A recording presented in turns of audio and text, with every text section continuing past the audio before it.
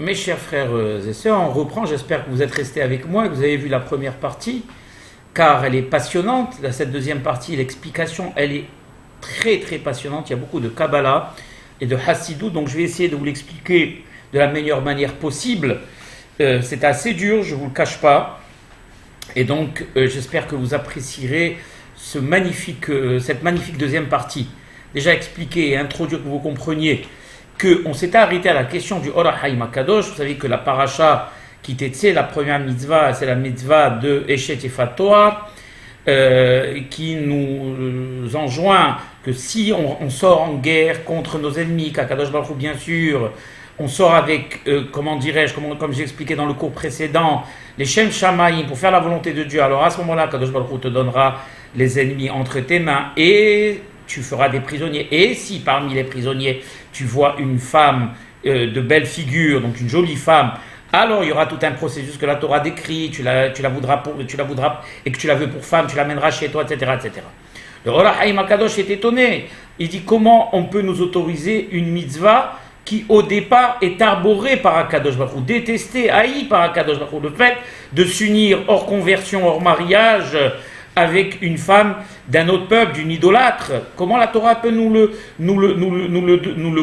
demander à un moment où le Ham Israël, il doit être complètement pur, complètement saint, puisqu'Akadosh Baruch Hu fait tous ces miracles, donc il doit être le plus pur possible. C'est qu'à l'époque, on n'avait même pas le droit de faire nos besoins chutz mikvotrem à l'intérieur du camp, car il y a marqué Ve'aya Mahanecha Kadosh, et on devait sortir à l'extérieur du camp et recouvrir les besoins avec une pelle, etc. Pourquoi ? Parce qu'il y avait la Shekhinah à l'intérieur du camp d'Israël. Donc on ne pouvait pas, le peuple devait se comporter de manière exemplaire dans tous les cas de figure. Et pour qu'Akadosh Baruch Hu continue à les assister, à leur faire gagner les guerres. Or là, on nous dit que, et mieux que ça, on doit être proche d'Akadosh Baruch Hu, donc combattre notre Yetzer Hara, qui lui est là pour nous en empêcher. Or là, on conforte le Yetzer Hara, en lui offrant quelque chose qui veut qu'on ait, c'est-à-dire une Eshet Yefat Toar, et qu'au lieu de se rapprocher d'Akadosh Baruch Hu, on va s'en écarter. Donc c'est quelque chose qu'on n'arrive pas à comprendre. Je relis le Passouk pour ceux qui, j'espère, n'ont pas vu la première partie. En tout cas, il y a marqué Kitetze la milhama, quand tu sortiras en guerre contre tes ennemis, et qu'Akadosh Baruch Hu te donnera ses ennemis entre tes mains, et tu feras des prisonniers, et tu verras parmi les prisonniers une femme de belle figure, et que tu en auras envie. Vela karta lecha leisha, et tu la prendras pour femme. Vea eveta el torbete, tu l'amèneras chez toi à la maison. Vegilha et rosha, elle se rasera la tête. C'était pas encore à la mode, de se raser à la tête. Quoique pour une femme, ça n'a jamais été à la mode. Mais bon, Vegilha et rosha, ve'asta et tziporneha, et elle les ongles étant aussi l'attribut séducteur de la femme, donc elle se coupera les ongles. Donc on va la rendre moche. Ve'esira et simla chivia, et elle enlèvera la robe qu'elle mettait, donc ces belles robes qu'elle devait mettre sur elle. Ve'yashva ve'techa, donc on devait l'habiller de haillon, donc la rendre complètement moche, qu'on n'ait vraiment plus envie d'elle. On va voir pourquoi. Ve'yashva ve'techa bachta et elle restera chez toi un mois. Et si vraiment encore tu la veux, tu la désires, et après à ce moment-là, tu pourras donc consommer la liaison, et elle sera pour toi une femme. Bon. Alors regardez maintenant ce que nous explique le Or HaChaim HaKadosh. Je vous demande de vous concentrer parce que c'est compliqué. Mais je vais essayer d'expliquer le mieux possible. Regardez. Il dit comme ça. Achen Yesod Adavar, la base de tout, donc le fondement de tout, Vesodo, et le secret, donc le Sod, puisqu'on va parler de Kabbalah, Hu Alpi Divrehem, comme il est écrit dans la paracha de Balak. Écoutez bien. Chez Amrou, chez Behet Adam Arishon, quand il y a eu la faute, on connaît la fête de Adam Arishon, où il a mangé le fruit défendu, en langage simple, tout s'est mélangé, il y a un herbouf dans le monde.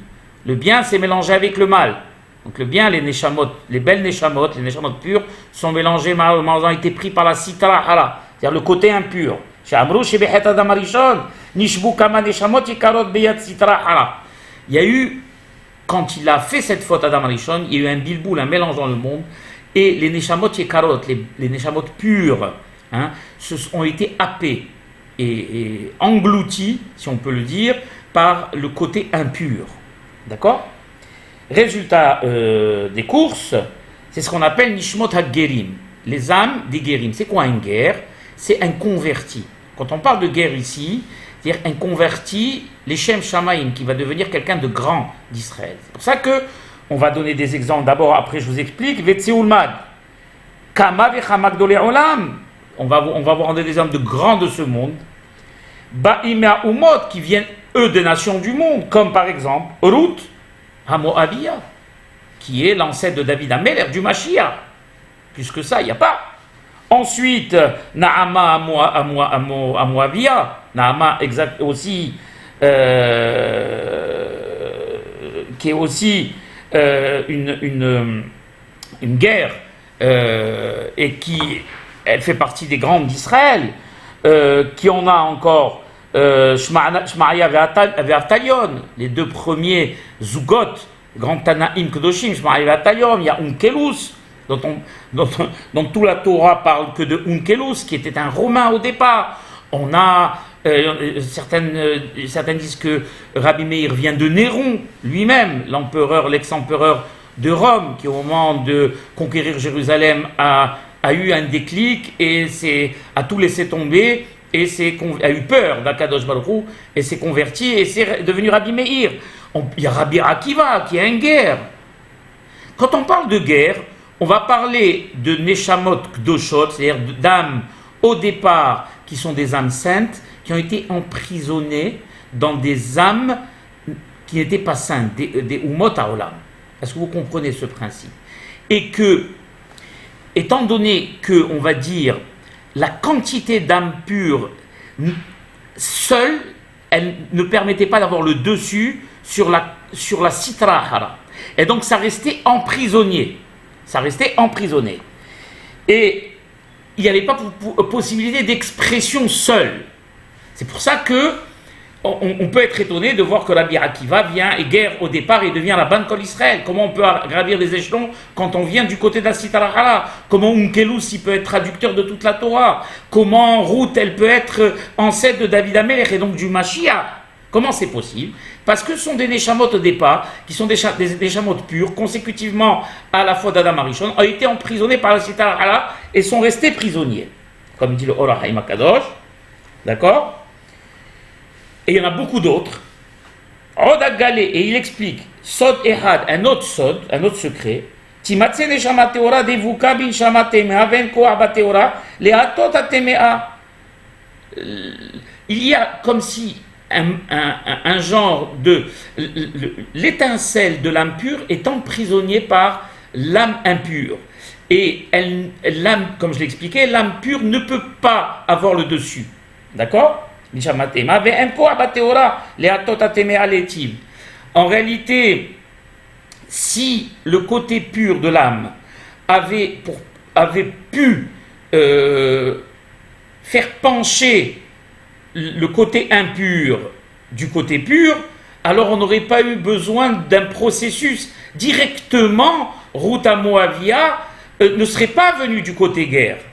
Unkelus n'aurait pas été en guerre au départ. Il aurait été juif au départ. Or là, étant donné que le côté pur de cette Neshama était emprisonné par le côté impur et que le côté pur n'a pas eu le dessus sur le côté impur, donc il va y avoir besoin d'un processus pour libérer ce côté pur, puisqu'il ne peut pas le faire par lui-même. Regardez, on va voir. Et donc ce côté pur, le pauvre, il est emprisonné dans le côté impur et il attend. Au moment où on va le libérer. Il va nous apprendre quelque chose, un secret incroyable. Il va nous donner l'exemple de la Neshama de Rabbi Hanina ben Teradion. Qui c'était Rabbi Hanina ben Teradion? Je l'ai expliqué dans un de mes cours. Il faisait partie des Asara, Harugé, Malchut, des 10, malheureusement, grands Hachamim qui ont été tués de manière sauvage par les Romains. Tana Kadosh, il a été brûlé avec le Sefer Torah, etc. C'est quelque chose de l'expliquer dans mon cours sur Asara, Harugé, Malchut. Quelle est cette histoire de Rabbi Hanina ben Teradion? Sheita Devuka, Bishchen ben Hamor. La Neshama de Rabbi Hanina ben Teradion, ce côté pur, cette Neshama, était emprisonnée par la Neshama d'un Racha, qui est Shrem ben Hamor. Alors, je vais vous expliquer qui c'est. ce Shrem ben Hamor. Shrem ben Hamor, c'est lui qui a violé, on va dire, ou qui a abusé de Dina, la fille de Yaakov Avinu. Dina, la fille de Yaakov Avinu, elle raconte la Torah dans Bereshit, qu'elle était sortie, et que Shrem ben Hamor, qui était un habitant de Eretz Kenaan de l'époque, qui était un goy, un rachat, il l'a vu, elle lui a plu, et donc il a pris et il a abusé d'elle. Bon, et il abuse d'elle, malheureusement, et d'ailleurs, je suis en train de, je peux retrouver ici où c'est marqué, voilà, Vayarota Shrem ben Hamoré, Shrem ben Hamor a vu Dina, c'est un Hivi lui, donc il faisait partie des 7 peuples qu'on doit combattre. Vaïkarota, Vaïshkavota, Vaïaneha, c'est là où on sait qu'il a violé, il a abusé d'elle.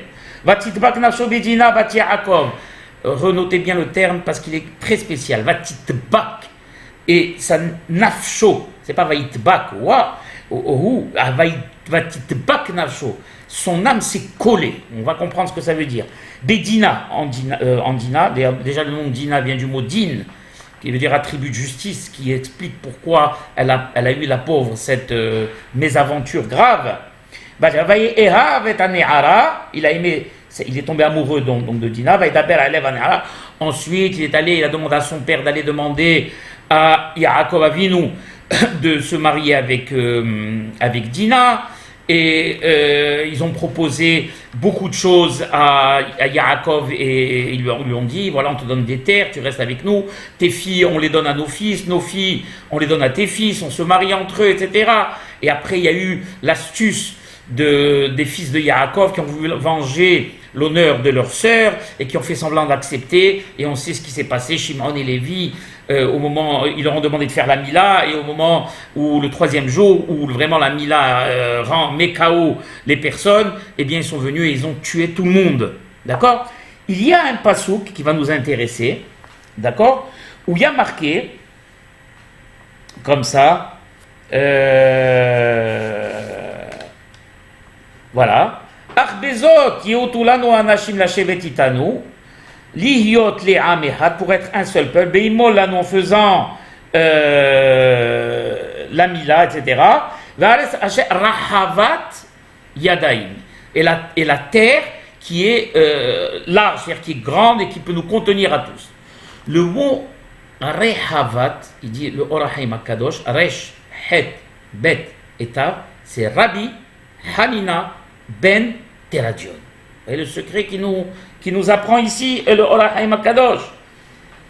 Comme il est ramené dans les Divrei Mikoubalim, dans, je crois que c'est le Harizal qui dit, O matzilu shanefesh halazo lo asta mifal tov bishchem ve'asta keshedabak bedina matzah hanefesh mina venitbekabo keomoro vatitbak nafsho bedina. Regardez, c'est quelque chose d'incroyable. Il dit ici le Or HaChaim HaKadosh que Shrem ben Hamor était tellement rachat que la partie mauvaise en lui était tellement mauvaise qu'elle a eu le dessus sur la partie de l'âme de Rabbi Hanina ben Teradion et qui n'a pas laissé cette partie de l'âme s'exprimer. En réalité, la partie de l'âme de Rabbi Hanina ben Teradion n'a pas rendu bien Shrem ben Hamor, il est resté rachat. Et donc la seule solution, la seule possibilité pour que cette partie pure, qui est celle de Rabbi Hanina ben Teradion, puisse être libérée, c'était pendant le moment, l'acte sexuel qu'a eu Shrem ben Hamor avec Dina, et c'est pour ça qu'il y a marqué Vatitbak nafsho bedina. De quel nefesh on parle? On parle du nefesh, du côté pur de la neshama de Rabbi Hanina ben Teradion, qui a été happé par la neshama de Dina, qui est le pur. Donc le pur est allé avec le pur, et qu'est-ce qui restait donc? Tout le côté impur est resté pour Shrem ben Hamor, qui est resté complètement impur, et on sait qu'il est mort après. Pourquoi? Parce que il avait plus de rôle à jouer. J'espère que je suis clair à la bataille, que c'est pas trop compliqué. En tout cas, on est obligé de passer par cette introduction. On continue. On a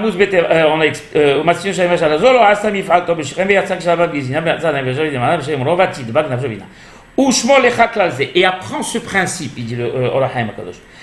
Veyesh nefesh kdosha ben haklipa שבמקום שכונתה תתלב השוכנת בתוכו להיטיב ויגרשו חלק הרע או ימתקוהו והם הגרים המתגרים מן האומות מעצמם כרות המואביה וכנעמה כמו שראינו בעינינו גרים שמעצמם באים ומתגרים. Comme j'expliquais tout à l'heure, רבותיי, quand le côté impur a le dessus sur le côté pur, on est obligé il est obligé d'avoir une intervention extérieure comme celle de Dina pour prendre la partie pure et la ramener vers elle et laisser tout le côté impur à Shrem Ben Hamor. Mais des fois, la partie pure est tellement pure qu'elle a le dessus, ou en réalité même celle à Mavdi, Rabbi Hania Ben Tarnun, était pure, mais le côté du Ra chez Shrem Ben Hamor était trop puissant.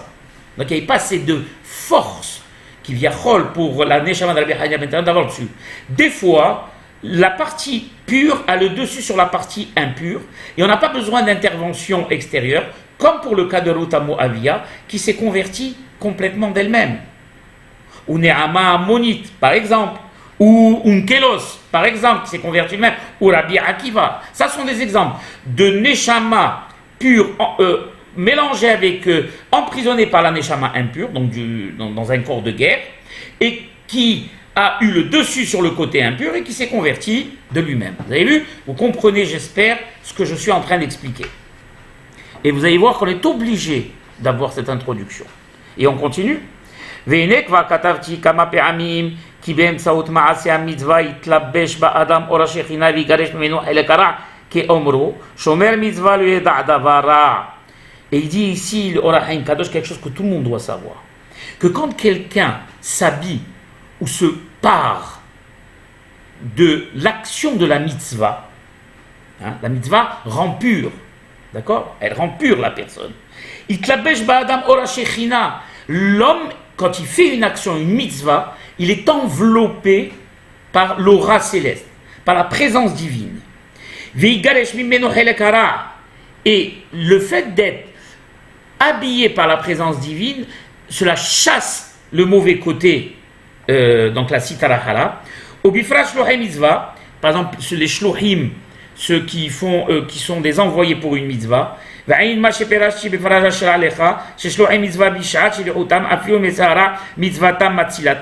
il dit que au moment de la mitzvah, des envoyés, des shlichim de mitzvah, même le Yetzer Hara ne peut rien contre eux. Ils ont le dessus sur le Yetzer Hara, car la mitzvah qu'ils sont en train d'accomplir par leur shlichut les sauve. Malheureusement, à contrario, celui qui malheureusement fait des averot, alors lui, à contrario, il est enveloppé par le côté de la sitra hara, et c'est tout le contraire, et il est enveloppé par on va dire une enveloppe d'impureté qui l'amène dans les dédales qui l'amène, comment dirais-je, qui l'amène dans le néant. On a ce principe dans mitzvah, goret mitzvah, et avera goret avera. Il explique ça très bien. J'avais lu, je crois, le Rabbi Oula Dessler. C'est quoi mitzvah, goreret mitzvah? Une mitzvah en entraîne une autre. Je vous explique. Chaque personne a un champ limité au niveau, selon sa grandeur à lui, au niveau de son libre arbitre. Alors, je fais par exemple une première mitzvah. Cette première mitzvah, comme je dis, va dégager une énergie salvatrice qui va me recouvrir et qui va faire en sorte que je baigne dans un univers de kedusha et de sainteté. Et les mitzvot qu'avant je ne pouvais pas faire, parce qu'elles étaient en dehors de mes possibilités, de mon champ de choix. Pourquoi? Parce qu'elles étaient trop fortes, trop hautes pour moi. Eh bien, au fur et à mesure que je vais commencer à faire des mitzvahs, je vais m'élever spirituellement et mon champ, le champ que j'avais de choix du libre arbitre va s'agrandir. Et je vais aller d'une mitzvah plus grande à une autre mitzvah plus grande encore, et à une mitzvah plus grande encore, et à une mitzvah plus grande encore. On voit que l'accomplissement d'une mitzvah libère une énergie de pureté qui va élever la personne pour lui permettre d'accéder à un niveau supérieur, qui vont lui permettre d'accéder à faire d'autres mitzvahs qu'ils ne pouvaient pas faire avant, parce qu'ils n'avaient pas le niveau, le champ d'action, etc., etc. Malheureusement, dans le domaine de la Avera, c'est exactement Avera Goret Avera. Plus on fait de Averot, et plus les Averot qui étaient impensables qu'on fasse à l'époque, eh bien malheureusement elles vont devenir, comme disent les Hachamim, la personne qui faute et qui faute et qui faute et qui faute, eh bien les Averot, les Averot ne sont même plus des Averot, ça devient que Dieu en préserve carrément des mitzvot. Par exemple, quelqu'un qui au départ faisait des petites Averot, et si on lui avait dit par exemple, allez vas-y, fume Shabbat, il aurait dit ça va pas, tu es complètement dingue, je vais bien manger du non kasher, mais fumer le Shabbat, ça jamais je ferai ça.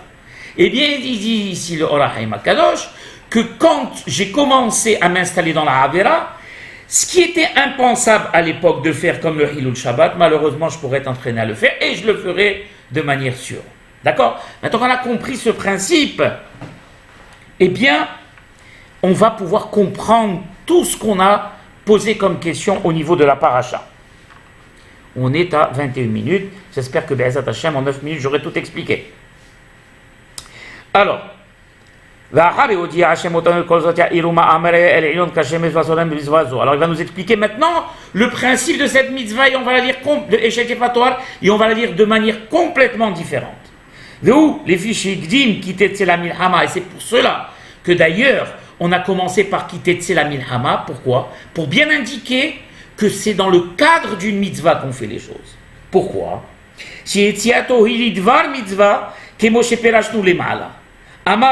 Ça, c'est un principe important, puisqu'on a expliqué que quand on pratiquait une mitzvah, on s'enveloppait d'une aura de Kedusha. D'accord? On continue. Amarot. Imra abashivya perush bishat shivya. Si il voit bashivya, on a expliqué veshavita shivyo. C'est-à-dire que le fait d'autoriser la femme à la belle figure, c'est seulement dans le cadre où j'ai fait des prisonniers. Je passe par l'étape de faire des prisonniers, et que j'ai vu dans les prisonniers une femme de belle figure, je n'ai pas été directement, j'ai sauté l'étape, la chercher. Comme expliquait Rambam dans les Achot Melachim, c'est-à-dire que quitter Tsela Milhama, Shavita Shivyo, tout ça, Rabotai, toutes ces étapes, je suis en pleine mitzvah maintenant. Je suis en plein dans le processus de la mitzvah, donc je suis complètement enveloppé par la sainteté et donc complètement à l'abri du Yetzer Hara. Vous comprenez? Donc même quand j'ai vu Shavita Shivyo et j'ai vu Eshet Yefat Tohar, eh bien je suis en plein dans la mitzvah. On continue. Imir et Eshet Yefat Tohar Perush Eshet Samouch. Imir et Eshet, pourquoi il dit Yefat Tohar, la beauté nous a amrou, Eshet Ish, vedivrem emet, et la Shem vedivrem levad yechaven, hayal lomar, Eshet Ish, velo Eshet Yefat Tohar, et la bala Ish, ben saout et yotor, c'est une mitzvah, et gala Hashem et enav leakir bagoya, shesh ba Yefat Tohar. C'est extrêmement puissant. On a dit qu'on était en plein dans la mitzvah, qui était Tsela Milhama. Ensuite, V'Hashem Natan et Tauvim beyadecha. Ensuite, Veshavita Shivyo. Tout ça, c'est des mitzvot. Une mitzvah après l'autre, une mitzvah après l'autre, une mitzvah après l'autre. Ensuite, Veraita Eshet Yefat Tohar. Quand on dit Eshet, ça prouve que on doit, qu'il doit y avoir un adjectif après. Or, Eshet, il dit ici le Or HaChaim HaKadosh, ça ne concerne pas Eshet Ish. Ça ne concerne pas Eshet Ish, puisqu'on a ajouté Yefat Tohar. Donc ça concerne quoi, il dit? Ça concerne le mot Yefat Tohar. Et c'est quoi Yefat Tohar? Eh bien c'est la Neshama. Regardez, c'est ce qu'il dit. Chez Neshama Kdosha Nikret Yefat Tohar. Ki Zohar Neshamot Akdoshot Mufla Ve'atsumu Zot Haishakan Taba Helek Zeato. Il dit parce que tu as fait cette mitzvah Leshem Shamaim, parce que tu as combattu et qu'Akadosh Baruch Hu t'a donné les ennemis, parce que tu as fait des prisonniers qu'Akadosh Baruch Hu t'a donné, parce que tu es dans le cadre de la mitzvah. Alors le fait d'avoir vu cette Eshet Yefat Tohar, c'est pas comme on a cru au début, que c'était quelque chose de sexuel et qu'il s'arrêtait qu'à l'écorce, c'est-à-dire à la beauté du visage. En réalité, Dieu te donne la possibilité de pouvoir repérer, distinguer une neshama pure à l'intérieur du corps de cette femme qui est emprisonnée. Mais comme la neshama pure qui est à l'intérieur de cette femme a eu le dessus sur le côté impur, comme on l'a expliqué tout à l'heure, alors tu as la possibilité de pouvoir la voir. Pourquoi? Car il dit la clarté et la lumière des neshamot saintes est tellement énorme. Et c'est pour ça qu'on l'appelait Eshet Yefatoa. C'est donc Eshet, la femme Yefatoa, qui a à l'intérieur d'elle une neshama sainte. Et comment tu sais? C'est très très profond. Et comment? C'est pour ça qu'on a ajouté Vehashak Taba. Et tu en auras envie. On avait posé la question dans la première partie du cours. Pourquoi ajouter si c'est une belle femme? C'est automatique qu'on en a envie. Mais là, étant donné qu'il s'agit d'une âme, et que Dieu, comme tu fais la mitzvah, tu es enveloppé par la mitzvah et tu es enveloppé par la Kedusha, donc tu peux repérer une Eshet Yefatoa, donc une âme sainte à l'intérieur de ce corps. Et qu'est-ce qui prouve que c'est une âme sainte? C'est parce que tu en as envie. Vous voyez, mes frères, comment c'est profond? Parce que tu en as envie. Et parce que, étant donné que toi-même, tu es à proximité de la Shrina, étant donné que tu es en train de faire une mitzvah,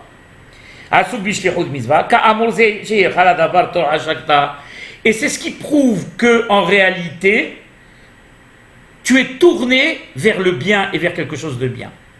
Je résume. En réalité, on a une lecture complètement différente et que Hasve Halila, ce n'est pas du tout sexuel ce dont on parle. C'est pour ça que le Or HaChaim HaKadosh explique comme ça, parce que ça aurait été sexuel, on n'aurait pas pu le comprendre. En réalité, étant donné que je fais cette mitzvah et que je suis enveloppé par la mitzvah, et donc je suis d'avouk, collé, qui vient à la Shekhinah HaKadosh Baruch Hu, donc j'ai la possibilité de pouvoir repérer une neshama sainte, qui a eu dessus d'ailleurs, sur le côté impur, autrement j'aurais pas pu la repérer. Et comment je sais que c'est une neshama sainte, c'est parce que j'en ai envie. Et si donc je suis attiré par cette jolie femme, par la neshama qui est à l'intérieur de cette jolie femme, ça veut dire, et ça prouve que tout ce que je fais, je le fais les Shem Shamaïm, et que je suivi à la lettre les commandements d'Akadosh Baruch. Vedik Dekba, et c'est pour ça qu'il dit Vehashak Taba, il dit le Or HaChaim HaKadosh. On aurait dû dire Vehashak Taota. Et tu auras envie d'elle. Or, il dit, tu auras envie bas. Quand on dit bas, c'est à l'intérieur d'elle. Donc, qu'est-ce que tu peux avoir envie à l'intérieur? Quand je dis Ani Ohev et Akos, donc c'est que j'aime le verbe. Et quand je dis Ani Ohev Mashebakos, c'est ce qui est à l'intérieur du verbe. Quand je dis à chaque tabac, c'est que j'ai envie de ce qui est à l'intérieur d'elle. Donc, qu'est-ce qui est à l'intérieur d'elle? Cette Neshama Teora. ולא אמר אותה, להעיד כי לא לאישה איתה תעושק אלא למה שבה, שיהיה תואר, שהוא חלק הטוב הדומה לנפש הטהורה, כי זה הגם שכעורה האישה בכלל. Et c'est pour ça qu'on a dit que même une femme pas belle, une femme moche, elle aussi elle est inclue dans cette mitzvah. Pourquoi? Tout simplement parce que comme ça ne concerne pas quelque chose de sexuel, donc une âme sainte, elle peut aussi être réfugiée à l'intérieur d'une femme qui n'est pas belle. Et donc c'est pour cela qu'on inclut également une femme qui n'est pas belle. Parce que le fait de yefat, puisqu'on a dit yefat to'ar, il ne s'agit plus maintenant de beauté physique, mais bien de beauté intérieure, et ça concerne même une femme qui n'est pas belle physiquement.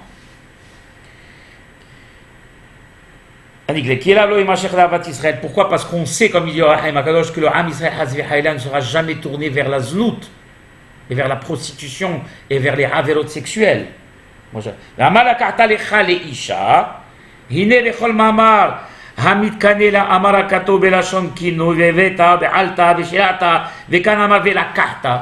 dit, c'est le Or HaChaim HaKadosh, pourquoi dans toute la grammaire de ce pasouk, il y a marqué, il y a une forme de texte qui dit comme ça.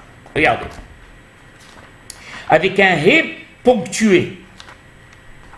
Il y a marqué Veraita Beshivia Eshedakava Hashakta, un hé ponctué, Vela Karta Lechareisha, Veveta El Torbetecha, etc., etc., etc. Et il dit, ici, on dit seulement et à la fin on dit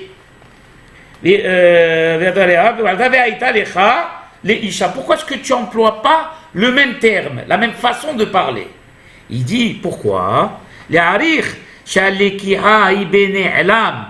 Si quand on ponctue, ça veut dire qu'on veut montrer quelque chose de matériel. Or, la lekiha ici, étant donné qu'il s'agit de l'âme, c'est quelque chose de spirituel. Et c'est pour ça qu'il n'y a pas de ponctuation dans le hé. D'accord? Nefesh HaKadosha, en réalité, c'est l'âme qu'on recherche. Et comme c'est spirituel, tout ce qui est spirituel n'a pas de ponctuation.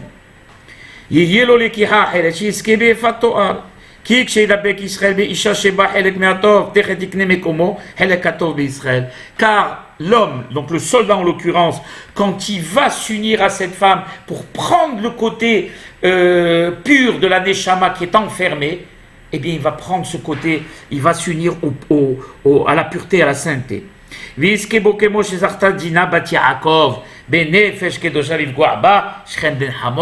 Au même titre que Dina a eu le mérite de pouvoir, au moment où elle s'est unie, malgré elle, c'est vrai, elle a été violée même par Shechem ben Hamor, elle a eu quand même le mérite de pouvoir attirer vers elle et happer, si on peut dire, la Neshama de Rabbi Hanina ben Teradion. Le Kadosh va toujours vers le Kadosh. Alors, on peut encore aller plus loin, mais la bataille, je vais pas, c'est encore beaucoup plus compliqué la suite. On va s'arrêter ici, Baruch Hashem. J'espère que vous avez lu, vous avez une autre lecture de cette paracha qui est beaucoup plus Derech Hasod, à l'habitude de ce tzaddik kadosh, Rabbi Haim ben Attal, qui vraiment nous fait découvrir des merveilles et nous a expliqué pourquoi on ne peut pas penser une seule seconde qu'il s'agissait d'une action vile qui est celle de s'unir physiquement, sexuellement à une femme échetéhatéfatoire, mais au contraire d'aller chercher le côté pur de la neshama qui était enfermée en elle, et qu'en s'unissant et qu'en l'ayant pour femme, d'ailleurs comment on le sait, excusez-moi, permettez-moi, c'est que en réalité, tant que je fais la mitzvah, eh bien je suis sûr de ne pas me tromper et d'aller chercher le côté de la neshama. Maintenant, il dit, pourquoi? Parce que je suis enveloppé par la Kedusha. Maintenant, quand je vais retourner chez moi à la maison, alors je ne serai plus en train de faire une mitzvah. Vous êtes d'accord avec moi?